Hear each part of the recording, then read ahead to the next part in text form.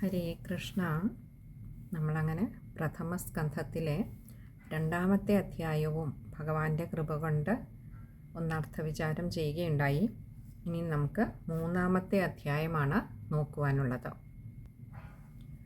3ാമത്തെ അധ്യായത്തിലേക്ക് കടക്കുമ്പോൾ ആദ്യം പതിവ് പോലെ നമ്മൾ ആ അധ്യായത്തിൻ്റെ കഥാസാരം എന്താണ് ആ അധ്യായത്തിൽ പറഞ്ഞിരിക്കുന്നത് എന്നൊന്ന് നോക്കും. അതിനുശേഷമാണ് വ്യാസഭഗവാൻ അവയെ ഓരോരോ ശ്ലോകങ്ങളിലൂടെ എങ്ങനെയാണ് പറഞ്ഞിരിക്കുന്നത് എന്ന് കാണുന്നത്. ഓരോ ശ്ലോകങ്ങളിലേക്ക് നമ്മൾ കടക്കുന്നത്. ഈ അധ്യായത്തിൽ നമുക്ക് ഭഗവാന്റെ അവതാരങ്ങളെക്കുറിച്ചുള്ള ഒരു വർണ്ണനയാണ്. ഭഗവാന്റെ ഏതെല്ലാം അവതാരങ്ങൾ എന്തെന്തിനായി എടുത്തുവെന്നും ഏതൊക്കെ കാലത്തായിരുന്നുവെന്നും ഇനിയുള്ള അവതാരങ്ങളെക്കുറിച്ചുമൊക്കെ ഒരു വർണ്ണനയാണ് ശ്രീ ശുക മഹർഷി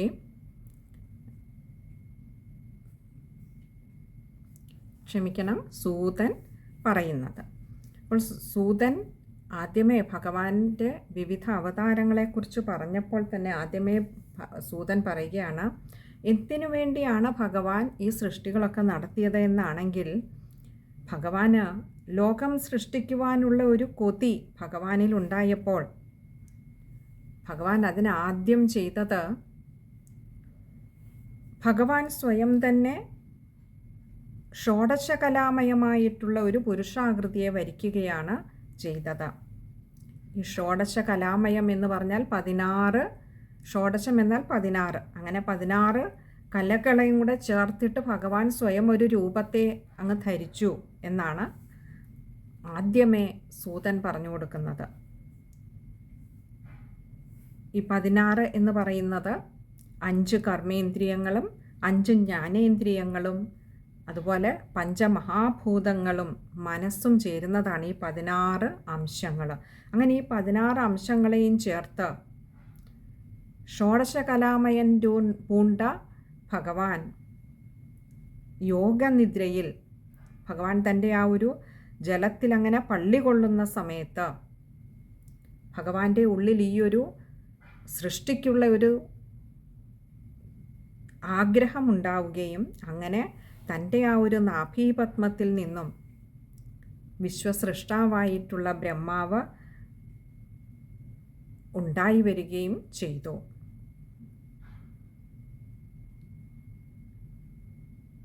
ഇവിടെ ഭഗവാന്റെ നാഭിയിൽ നിന്നും ഉണ്ടായി എന്ന് പറയുമ്പോൾ ഭഗവാന്റെ അംഗവിഭാഗങ്ങൾ കൊണ്ട് തന്നെയാണ് ഈ വിശ്വം മുഴുവൻ ചമച്ചിരിക്കുന്നത്.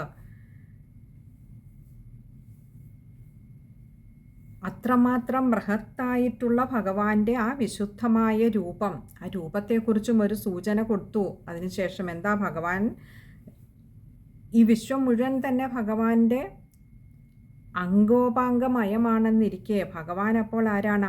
1000 ശീർഷങ്ങളുള്ള, കരങ്ങളുള്ള, പാദങ്ങളുള്ള, നാസികകളുള്ള, കിരീടങ്ങളുള്ള, നേത്രങ്ങളുള്ള, ആനനങ്ങളുള്ള, കർണകുണ്ടലങ്ങളുള്ള ഈ ഒരു അത്ഭുത രൂപത്തെ പക്ഷേ നമ്മളെപ്പോലെയുള്ള സാധാരണക്കാർക്ക് ദർശിക്കുവാൻ പ്രയാസമാണ്. അപ്പോൾ നമുക്ക് കാണാൻ കഴിയുന്നത് നമ്മുടെ ഈ കാഴ്ചയുടെ പരിമിതിക്കുള്ളിൽ നിൽക്കുന്ന ഈ വിശ്വം എന്ന് പറയുന്നത് തന്നെ ഭഗവാന്റെ ഓരോരോ അംഗോപാംഗങ്ങളാണ് എന്നറിയുക. എന്നാൽ ഈ രൂപത്തെ കാണാൻ കഴിയുന്നത് ആർക്കാണ്? അത് തൻ്റെ ജ്ഞാനദൃഷ്ടി കൊണ്ടും മുനിമാർക്കൊക്കെ ഇത് ദൃശ്യമാണ് താനും, കാണുവാൻ കഴിയുന്നുണ്ട് താനും. അങ്ങനെ എല്ലാ അവതാരങ്ങൾക്കും ഇതാണത്രേ നാശമില്ലാത്ത ഒരു ബീജമായിട്ട് വർത്തിക്കുന്നത്. അതിൻ്റെ അംശാംശങ്ങളായി ജനിച്ചവരാണ് ദേവന്മാരും മനുഷ്യരും തിര്യക്കുകളും എല്ലാം തന്നെയും.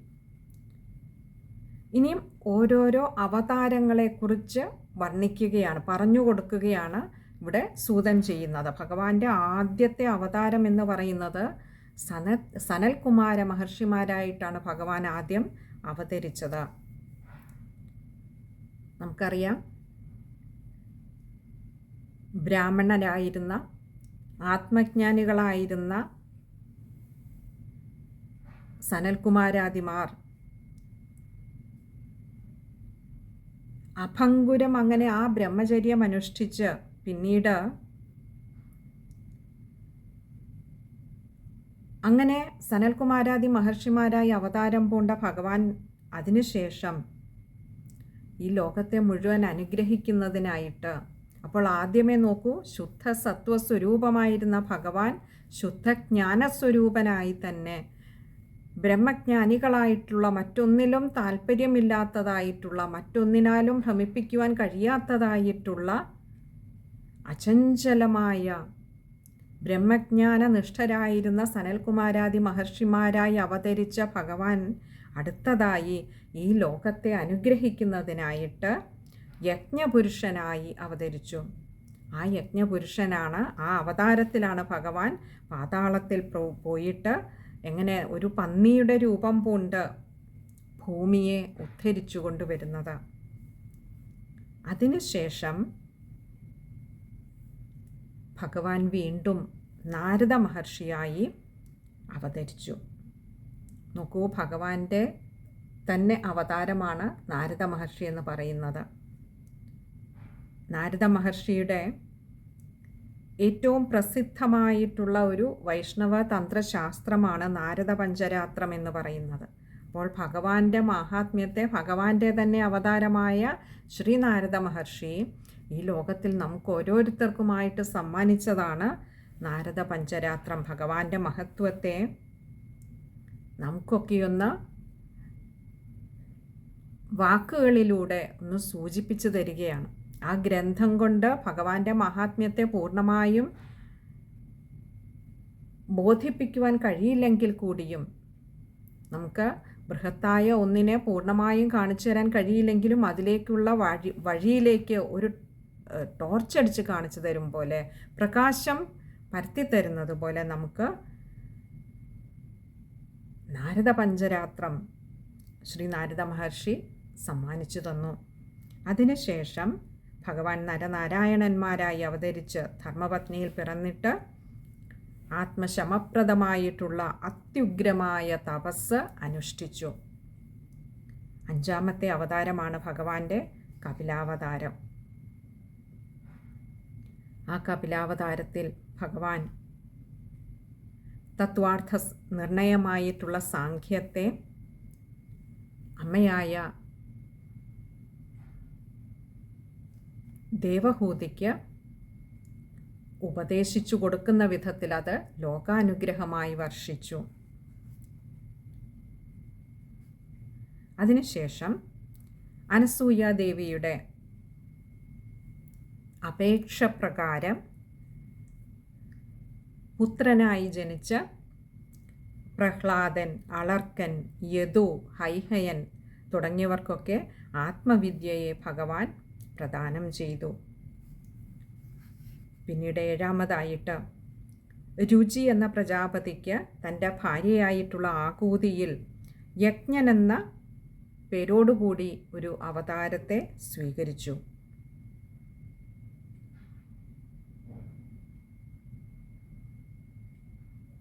അതിനുശേഷം സ്വപുത്രരായിട്ടുള്ള യാമൻ തുടങ്ങിയ ദേവന്മാരോടൊത്ത് സ്വയംഭുവ മന്വന്തരത്തെ അങ്ങനെ പരിപാലിച്ചു. 8ാമത്തെ അവതാരമായിട്ട് നാഭിക്ക് മേരുദേവിയിൽ ഋഷഭൻ എന്ന പേരോടുകൂടി ഭഗവാൻ ജനിച്ചു. ആ ഋഷഭാവതാരത്തിൽ അദ്ദേഹം ജ്ഞാനികൾക്ക് പരമഹംസധർമ്മത്തെയൊക്കെ കാട്ടിക്കൊടുക്കുകയും ചെയ്തു. അതിനുശേഷം ഋഷിമാരുടെയൊക്കെ പ്രാർത്ഥനയാൽ ഭഗവാൻ പിന്നീട് പൃഥുവായി അവതരിച്ച് ഭഗവാൻ ഈ ഭൂമിയിൽ തന്നെയാണ് എല്ലാം ഭഗവാൻ നിറച്ചു വെച്ചിട്ടുള്ളത്, കരുതി വെച്ചിട്ടുള്ളത് എന്ന് കാണിക്കുവാൻ ഇല്ലായെന്നും പോരായെന്നും പരാതി പറയുന്നവർക്കിടയിൽ ഭൂമിയിൽ നിന്ന് തന്നെ എല്ലാം കറന്നെടുത്ത് ഭഗവാൻ കാണിച്ചു കൊടുത്തു. അതിനുശേഷം ആ ചാക്ഷുഷ പ്രളയത്തിൽ ഒരു മീനായി അവതരിച്ച് ഭൂമിയാകുന്ന നൗകയിൽ വൈവസ്വത മനുവിനെ കാത്തുരക്ഷിച്ചു. 11 ഭഗവാൻ അസുരാസുരന്മാരൊക്കെ പാലാഴിമഥനം നടത്തുന്ന സമയത്ത് താണുപോയ മന്ദരപർവ്വതത്തെ ഉയർത്തിക്കൊണ്ടുവരുവാനായി ഒരു ആമയായി അവതാരം കൊണ്ട് ആ മന്ദരപർവ്വതത്തെ തൻ്റെ കട്ടിയുള്ള പുറംതോടുള്ള ആ പൃഷ്ഠം കൊണ്ട് ഭഗവാൻ അങ്ങനെ താങ്ങി നിർത്തി. അതിനുശേഷം ഭഗവാന്റെ അവതാരമായി വന്നത് ധന്വന്തരി മൂർത്തിയായിരുന്നു. ആ ധന്വന്തരി മൂർത്തിയുടെ അവതാരം കഴിഞ്ഞ ഉടനെ ഭഗവാൻ തൻ്റെ ഏറ്റവും സവിശേഷതയാർന്ന മോഹിനിയായി രൂപം പൂണ്ട് അസുരന്മാരെയൊക്കെ മോഹിപ്പിച്ച് ദേവന്മാർക്ക് അമൃതത്തെ നൽകി ലോകത്തിൽ എന്നും സാത്വികഭാവം അത് അമൃതമായി മരണമില്ലാത്തതായി മൃതമില്ലാത്ത ഒരവസ്ഥയിൽ നിലനിൽക്കണമെന്ന് ഭഗവാൻ നമുക്ക് കാണിച്ചു തന്നു. പിന്നീട് നരസിംഹമായി വന്നിട്ട് ഹിരണ്യകശിപുവിനെ, ഒരു പുൽപ്പായ നെയ്യുന്ന ഒരാൾ എപ്രകാരമാണോ ഏരകപ്പുല്ല് കീറുന്നത് അതേപോലെ നഖം കൊണ്ട് മാറ് കീറി പിളർന്ന ആ ഹിരണ്യകശിപുവിനെ ഇല്ലാതെയാക്കി. അതിനുശേഷം വാമനനായി പിറന്ന ഭഗവാൻ ബലിയുടെ യാഗശാലയിൽ പ്രവേശിച്ച് 3 അടി ഭൂമി യാചിച്ച് ഈ ത്രിലോകത്തെ തന്നെ ഭഗവാൻ വീണ്ടെടുത്തു. 16 ഭഗവാൻ ബ്രഹ്മദ്രോഹികളായിട്ടുള്ള ബ്രാഹ്മണരെ നിന്ദിച്ചുകൊണ്ടിരുന്നതായിട്ടുള്ള അന്നത്തെ കാലത്തെ രാജാക്കന്മാരെയൊക്കെ 21 വട്ടം അത്യധികം കോപത്തോടുകൂടി ചുറ്റി നടന്ന് അവരെ നിഗ്രഹിച്ച് ഭഗവാൻ ഭൃഗുരാമനായി അറിയപ്പെട്ടു. അതിനുശേഷം പരാശര മഹർഷിക്ക് പുത്രനായി ദാശകന്യകയിൽ ജനിച്ച് വേദത്തെ 4 പകുത്ത് വേദവ്യാസൻ എന്ന പേരിൽ വിഖ്യാതനായി. ശ്രീഹരി ഭഗവാൻ പിന്നീട് ദേവകാര്യാർത്ഥമായിരുന്നു അവതാരം കൊണ്ടത്. ശ്രീരാമചന്ദ്ര ഭഗവാനായി ജനിച്ച് സേതുബന്ധനം മുതൽ എത്രയോ ലീലകളാടിയ ഭഗവാൻ 19 വൃഷ്ണിവംശത്തിൽ ബലരാമസ്വാമിയായി അവതരിച്ചു. ഈ ഭൂമിദേവിയുടെ ഭാരത്തെ തീർത്ത് വിഷ്ണുപത്നിയായ ഭൂമിദേവിയെ കാത്തു സംരക്ഷിക്കുന്നതിനായിട്ട് ഭഗവാൻ സ്വയം കൃഷ്ണനായിട്ടും അവതാരം കൊണ്ടു. ഇതിത്രയും വരെ സൂതൻ പറയുമ്പോൾ നമുക്കറിയാം അന്ന് കലിയുടെ ആരംഭകാലമായിരുന്നു. അതുകൊണ്ട് തന്നെ പിന്നീടുള്ള 2 അവതാരങ്ങളെക്കുറിച്ച് നടക്കും എന്നാണ് പറഞ്ഞത്. ഇതുവരെയുള്ളത് നടന്നു എന്ന് പറഞ്ഞു. പിന്നീടുള്ള 2 അവതാരങ്ങളെ പറയുന്നത് ഈ കലി അങ്ങോട്ട് കലിയുടെ വിളയാട്ടം കൂടുമ്പോൾ ഈ ആസുരഭാവവും അതിനനുസരിച്ച് ഇവിടെ ലോകത്ത് വർദ്ധിക്കുമെന്നുള്ളത് കൊണ്ട് തന്നെ അതിനെ തളർത്താനായിട്ട് യജനപുത്രനായിട്ടുള്ള ബുദ്ധനായിട്ട് കീകടത്തിൽ ജനിക്കും എന്ന് പറഞ്ഞു. ഇപ്പോൾ ബുദ്ധൻ്റെ അവതാരം കഴിഞ്ഞിരിക്കുന്നു. അതുകൊണ്ട് തന്നെ ഇന്ന് നമ്മൾ ചിന്തിക്കുമ്പോൾ അത് നമുക്ക് കഴിഞ്ഞ കാലമാണ്. അന്ന് ഈ കഥ പറയുമ്പോൾ ജനിക്കും എന്നാണ് പറഞ്ഞത്. എന്നാൽ അടുത്ത ഒരു അവതാരത്തെക്കുറിച്ച് പറയുന്നത് ഈ യുഗത്തിൻ്റെ അവസാനം. രാജാക്കന്മാരൊക്കെ, അതായത് തൻ്റെ പ്രജകളെ സംരക്ഷിക്കേണ്ടവരൊക്കെ ആസുരഭാവത്താൽ നിറഞ്ഞാടുമ്പോൾ, അവരസുരന്മാരായി തീരുമ്പോൾ വിഷ്ണു യശസ്സിൻ്റെ പുത്രനായിട്ട് കൽക്കിയായി ഭഗവാൻ അവതരിക്കും എന്നുകൂടി പറഞ്ഞു. അതായത് ഇനി നമ്മുടെ മുൻപിലുള്ള അവതാരം കൽക്കി അവതാരമാണ്. ഇങ്ങനെ അവതാരങ്ങളെക്കുറിച്ച് ഭഗവാൻ എത്രയെത്ര ലീലകൾ, ഏതെല്ലാം വേഷങ്ങൾ എടുത്തു എന്ന് ഒന്ന് ചുരുക്കി പറഞ്ഞു.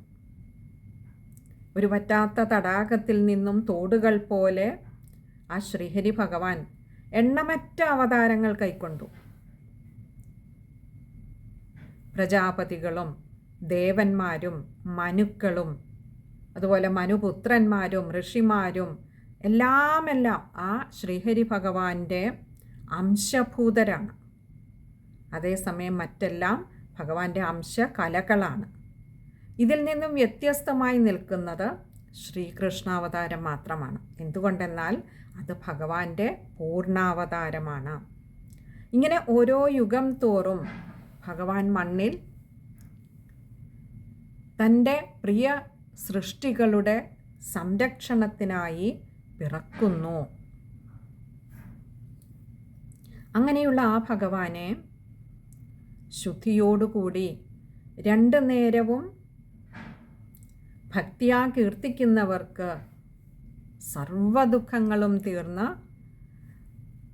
മുക്തരായിത്തീരുവാൻ കഴിയും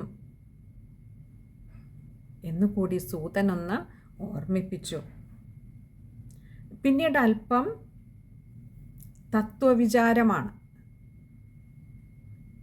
അരൂപമായിട്ടുള്ള ചിതാത്മാവിൻ്റെ മഹത്വങ്ങളായിട്ടുള്ള ഗുണങ്ങളാൽ ജീവൻ്റെ ഈ സ്ഥൂലരൂപം ആത്മാവിൽ കൽപ്പിക്കപ്പെടുകയാണ്. മാനത്തെ നമ്മൾ മേഘമായിട്ടും അതേപോലെ വായുവിനെ നമ്മൾ ഒരു ധൂളിയുടെ ഒരു കലാപമായിട്ട്, നമുക്ക് വായു എന്ന് പറയുമ്പോൾ പൊടികളാൽ നിറഞ്ഞ എന്തോ ഒരു ഘടകമായി നമ്മൾ ധരിക്കുന്നത് പോലെ ദേഹിയെ ദേഹമായിട്ട് നമ്മൾ തെറ്റിദ്ധരിക്കുകയാണ്.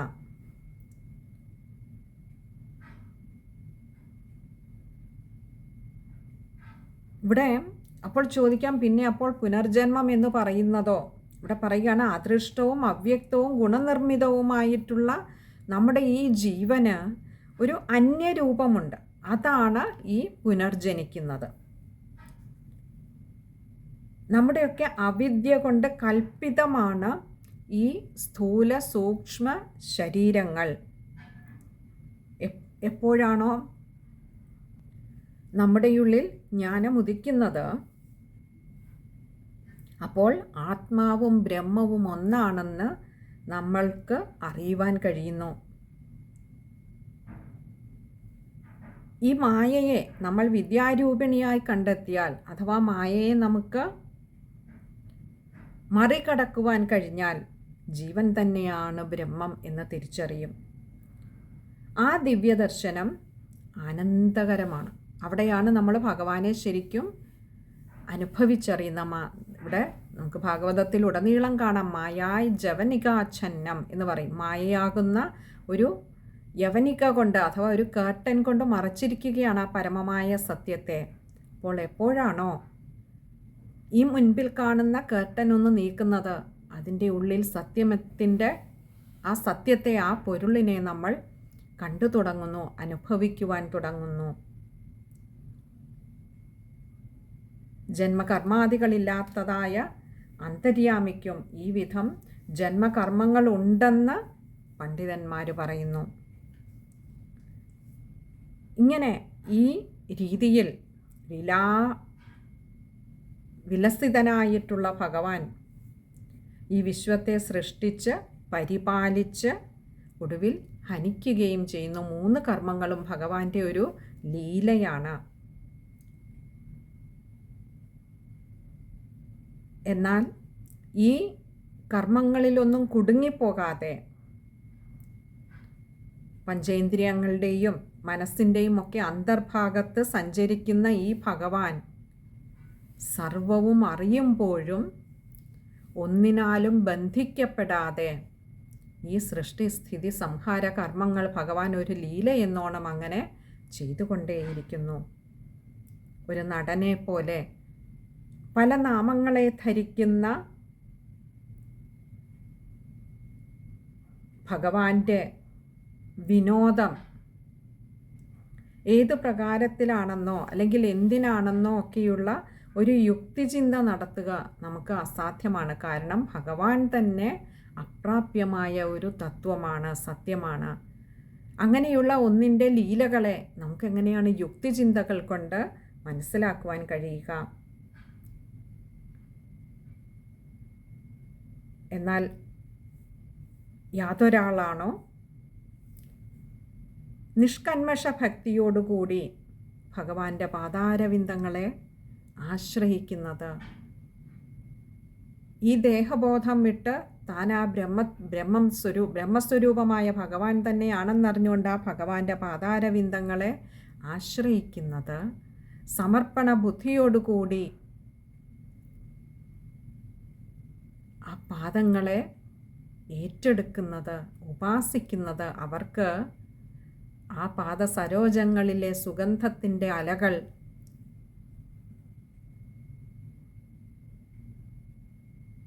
അത് തൻ്റെ ഉള്ളിലെ തന്നെ സ്വരൂപബോധത്തെ ഉണ്ടാക്കുന്നതിന്, അതേപോലെ തന്നെ ഈ സംസാര സാഗരത്തിൽ നിന്നും ഒരു മോചനമാർഗമായും പരിണമിക്കുന്നു. സർവേശ്വരനായിട്ടുള്ള ഭഗവാനിൽ അങ്ങനെ ഒരു ഏകാഗ്ര ഭക്തി ഉള്ളവർ തീർത്തും ധന്യാത്മാക്കൾ തന്നെയാണ്. അതുകൊണ്ട് തന്നെ അവരെ ഈ ഘോരമായിട്ടുള്ള സംസാര ദുഃഖമൊന്നും ബാധിക്കുന്നതേയില്ല.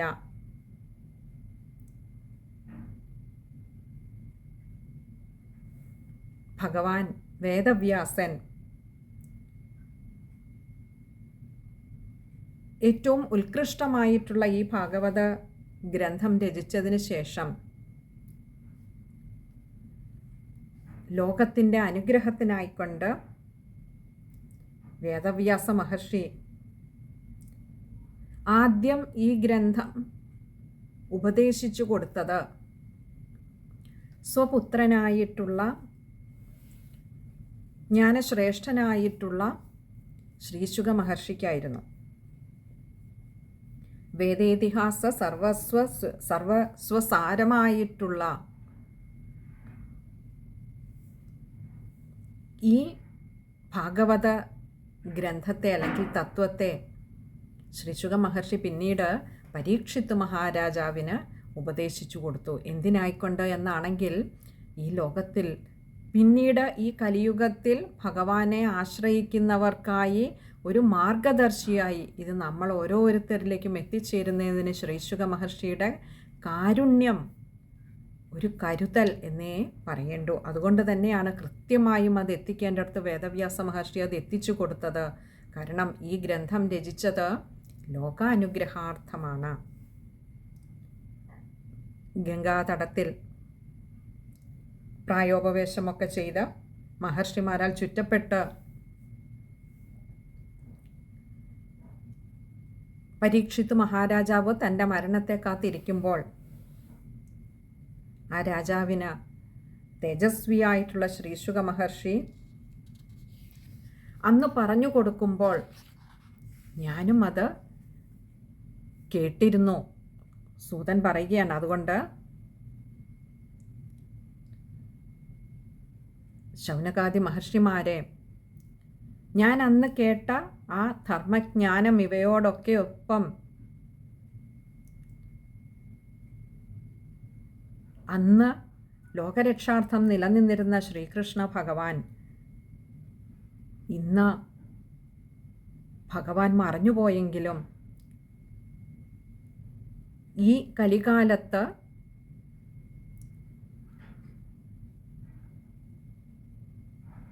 അജ്ഞാനാന്ധകാരത്താൽ ഉഴറുന്ന എന്നാൽ വെളിച്ചം കാണുവാൻ ആഗ്രഹിക്കുന്നവർക്ക് ഈ ഒരു ഗ്രന്ഥം എന്നും ഒരു സൂര്യോദയം തന്നെയാണ് എന്ന് ശൗനകാദി മഹർഷിമാരോട് പറഞ്ഞ് സൂതൻ ഈ ഒരു അധ്യായത്തിലെ കഥ ഇവിടെ അവസാനിപ്പിക്കുകയാണ്.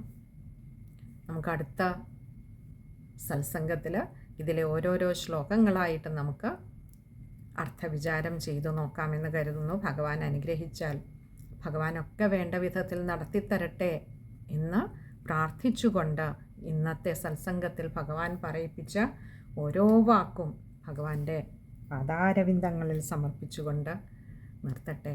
സർവത്ര ഗോവിന്ദനാമ സങ്കീർത്തനം. ഗോവിന്ദ ഗോവിന്ദ.